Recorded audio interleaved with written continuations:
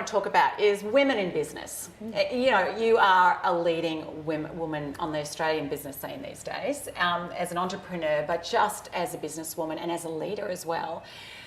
You know, I think women, we bring so much to the business world and to leadership. Yet obviously there's a huge gap between where women are and where men are, just on so many different parameters.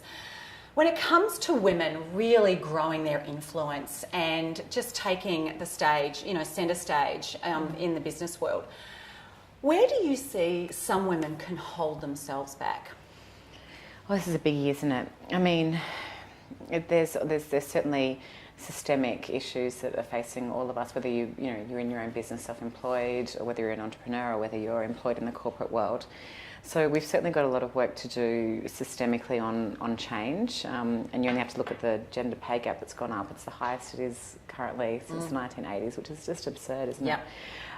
So there's tons of work to do. I think the conversation needs to be both with men and with women, and I think it is about having the tough conversations with the guys. I mean, I have a very supportive, wonderful husband. You know, I love him to bits, but you know, we've had conversations where he said to me, "Why do you have to talk about this stuff? You've got it all. You know, you don't need anything. You earn more than me. You know, travel the world. You've got it all. Why do you need to keep going on about it?" But there's a massive conversation to have. I mean, I think in the entrepreneurial world, I think women have less access to funding. I think we suffer from unconscious bias all the time. You know, I often tell a story of being around a Christmas dinner table a couple of years ago, and there were 4 couples and we're all entrepreneurs, and the guys were talking about the deals that they'd done that year and, you know, what money they'd made and what had been a failure. And the 4 of us women were all successful entrepreneurs. You probably know all 4 of them. We certainly had the means to be able to invest in these deals.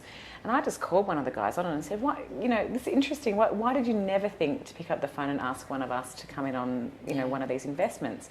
And the guy just said, you know, Em, we just did not think about it. It's just, it's the way it's always been done. And that's that unconscious bias. It's is. Not malice, it's just... No. It's not intentional, it's not malicious. It's just interrupting that train of thought and interrupting those and challenging those behaviours and patterns that go on. So I think, again, it comes back to... So calling it. Yeah. And I think sometimes we don't always call it as much as we should. Yeah. But I think, you know, I think of so many women I've met who are just so dynamic and we're so perceptive and so just great at being able to pick up what's going on and make things happen. And clearly, you know, you've made a lot happen.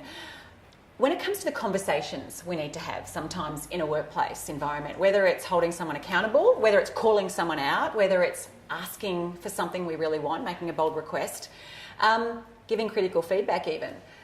You know, where have you encountered that? Where have you ever struggled with that? And, you know, what's your advice to someone watching this who's like, I know there's a conversation I need to have, there's an issue that's causing me frustration or resentment but I'm just sort of putting it off? Look, I think, again, it comes back to having a level of self-awareness. So it's not something that I'm strong at. I'm not good at it.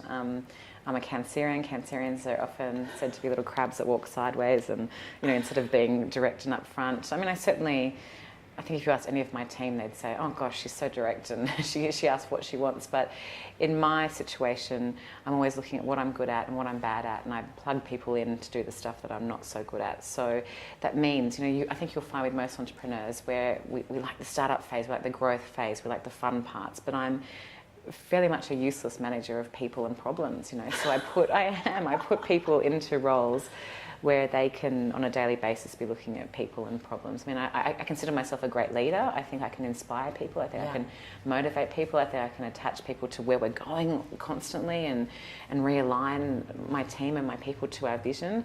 But the day-to-day managing of conversations and people and problems is not necessarily my forte. Which is part of really what it is to be smart about leadership and management. You're putting people who are better at stuff in the roles where it needs to be done. 100%. I have so many people who are so much better at a million tasks than I am, and it really comes back to, you know, working to your strengths and knowing where you fall down. Yeah.